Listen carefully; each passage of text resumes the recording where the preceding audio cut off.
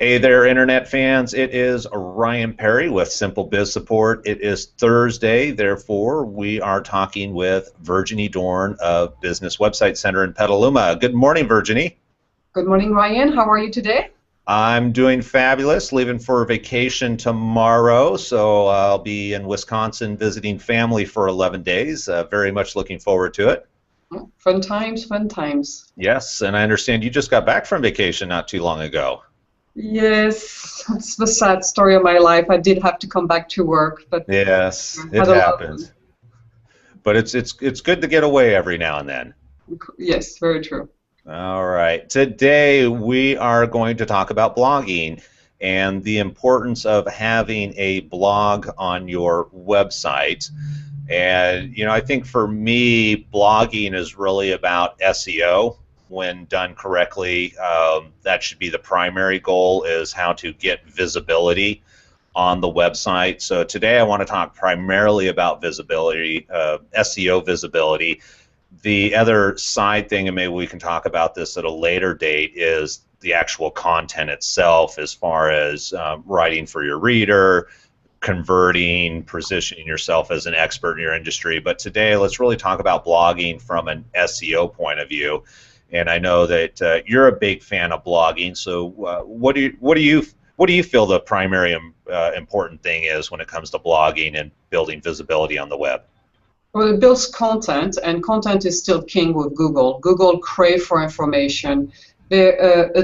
What they do is deliver information. So the more information you can give to the search engine bots, the better off you are. You are. So blog is a very, very quick and easy way for a site owner to add content, which the search engine can grab onto and therefore index their pages more often.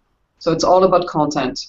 Right. And when we're talking about indexing pages more often, I think that's pretty important, and maybe people don't understand, is that when Google doesn't look, anytime you make an update to your website, Google doesn't recognize that change immediately. It doesn't automatically get updated to a server or something like that. Basically, what Google does, based on the size of your website, the activity of your website, changes that you're making to your website, it will predetermine, based on its resources, how often it'll come to your website. And so larger sites such as Twitter, such as Facebook, large news publications, MSNBC, basically Google lives in there because they know content's being updated on the fly every second.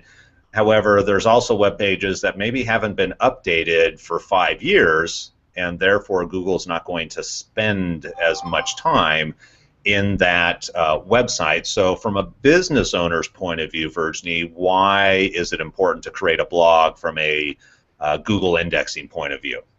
Well, as you said, it brings fresh content, which is what Google wants to see on your site. And also, Google's expectation is different for every industry. If you're a news-based agency, it is expecting to see something fresh and new every hour on the hour. If you're selling shoes, not so much, but nonetheless, they do like fresh content. And just like you mentioned it, the bots are very smart now. After a while, they do get a sense of how often you update your site. So the more they see activity, new blog posts being posted, the more they're going to be interested in returning to the site, checking out for new content, therefore indexing you for different keyword searches. But if you don't do anything to your website, it works well, but don't add any new content at all for a period of a year, Google knows that, and it's not going to take a look at it again. Now, there are ways to actually, if you have a Google Webmaster account or have an SEO marketer, to tell Google how often to visit your blog. So there are little ways to give an incentive to the search engine to say, hey, I do update once a week, please visit me once a week. And this works most of the time. All right. But ultimately, we want to, as business owners, from a search visibility point of view, we want to be adding content. And my recommendation for most of my clients is that, and again, my general core client base is small business, local reach, could be an attorney, a dentist, auto repair, where their core audience, that their core client, I should say, is driving within 20 miles to come visit them, is I want them to create content at least once a week. Yes. And by doing that, we're we're what I call dripping. I like to drip content out on a regular basis, and by dripping content out on a weekly basis, one, from a Googlebot point of view, Google starts recognizing, okay, they're putting content out there. Why is that important? Well, the reason why it's important is because all the content that we're putting out on the website is keyword loaded. So blogging is very important that we write competently, that we engage with our readers, and that we actually have something interesting to talk about when it comes to the blog. However, the undertone, it's kind of like selling without selling. The undertone is loading that blog with the appropriate keywords and being very specific on each blog. I think a lot of business owners go, look, I've got 50 different keywords that I want to be found for, and I want to be found for all 50 keywords today. So I'm going to go out and I'm going to blog, and I'm going to throw all 50 keywords into one blog and expect to be on the first page of Google overnight. It doesn't happen that way. And so what's kind of your recommendation when it comes to keywords and blogging, the amount of keywords in a blog, those type of things? Okay, so there's two things you just mentioned, the keywords and the intensity of the focus. And the first thing you mentioned at the very beginning was about the frequency and consistency of a blog post. I'm totally with you with that. Once a week, the same day, same time, you're better off doing it that way. What I've seen is site owners say, oh, I have a new blog, I'm going to blog every day for like a month. After a month, they're so sick and tired of blogging, they don't blog for months. Google doesn't like it. They'd rather like you to blog once a month, every first of the month, than doing so much and then nothing, and then so much again and then nothing again. It doesn't like that. So that drip marketing, setting it up on a schedule is great. And if a blog owner is the one actually writing his own post, I would recommend he writes them ahead of time. Maybe he writes a dozen blogs for the next 12 weeks, put it in a Word document, and every Friday, you can even set them up in WordPress and deactivate them. So it's very ready to be launched, and set up a launch time for Friday at 8 a.m., whatever the good day is for you. The second part you were talking about is the keyword intensity. And I'm like you do not want to dilute your message to the search engine bots. It confuses the bot. It doesn't see you as a true expert in anything. So you pick a keyword, then you're trying to target for that particular blog post, and you focus on that. Don't try to be everything to everybody.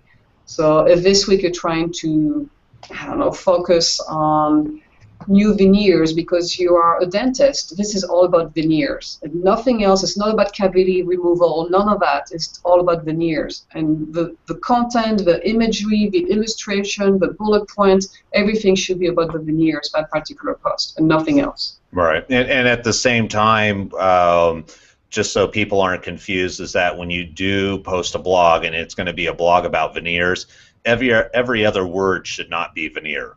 Yes. That probably worked 5-6 years ago. It does not work today. Actually, you'll be penalized if you put a keyword in too many times.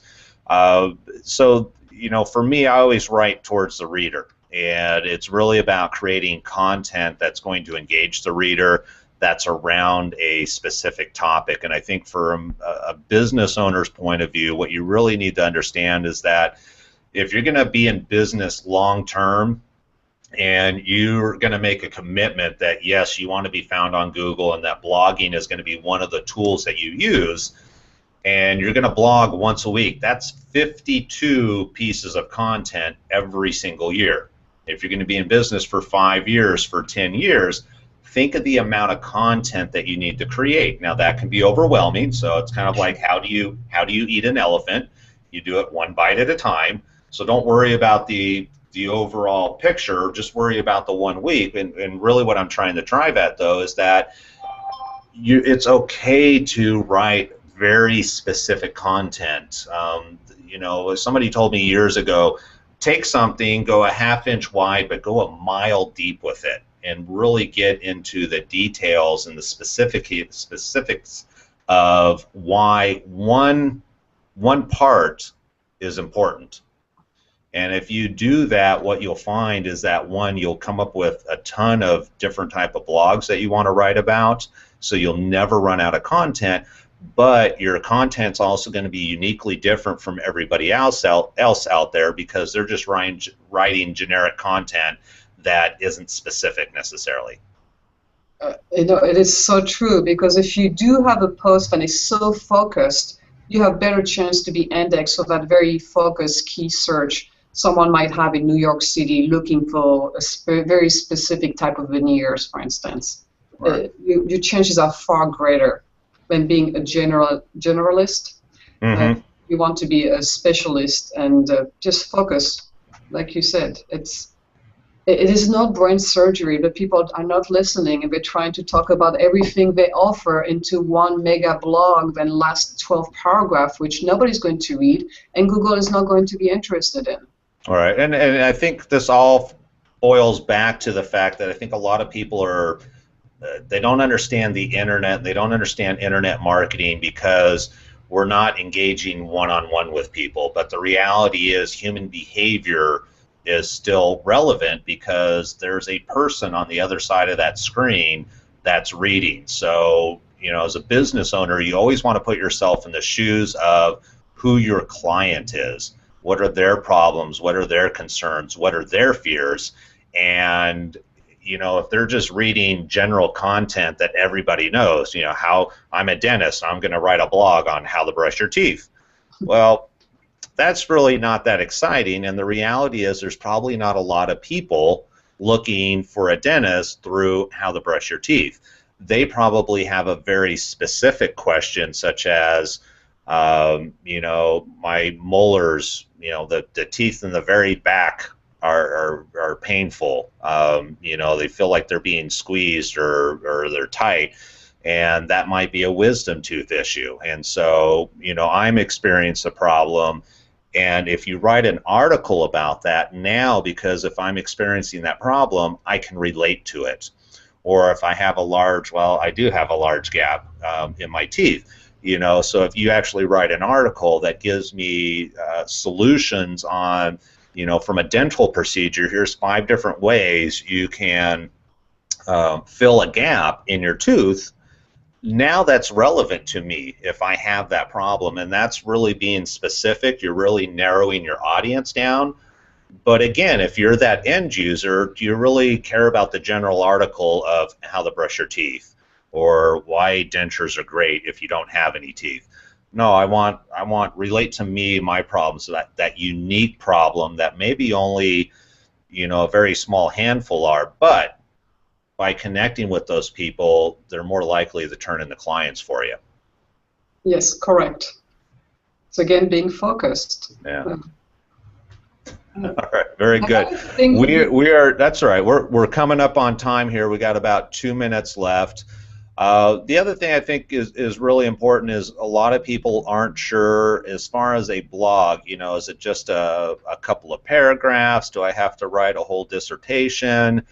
What's your feelings about the actual key? I always do it in words. You know, how many words approximately? There is no necessarily right or wrong, but obviously, if all your blogs are only 50 words long, you're not going to. Google's not going to find value. Your end user's not going to find value. Therefore, I would recommend not wasting your time. But what do you recommend as far as content length or quantity? More in terms of paragraph, I would tell them 2 to 3 paragraphs, a few bullet points, and a couple of images. And again, to be consistent, if you start to do 12 paragraphs, you're not going to be able to keep up with that pace. And it's just too much writing unless you're a full-time writer.